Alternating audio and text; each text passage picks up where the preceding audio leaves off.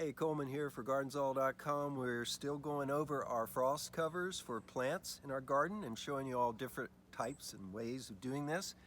This is something we got several years ago that's referred to sometimes as a cloche, but it's a caterpillar-like thing with a built-in frost cover, and these wire stays are already in they're embedded in the thing itself, so it's sort of like an accordion when you go to use it. This one's about 10 feet long, and it's in its third year. It's seeing a little bit of wear here and there, but it's pretty handy.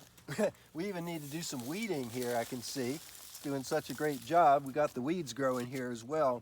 But this is probably, of all the systems, the most convenient and the fastest deployable, because everything's built in. You just basically stretch it out, plug it in, and then move on down the line as you cover the crops you want to cover. So that's one thing. We got one other thing to show you guys.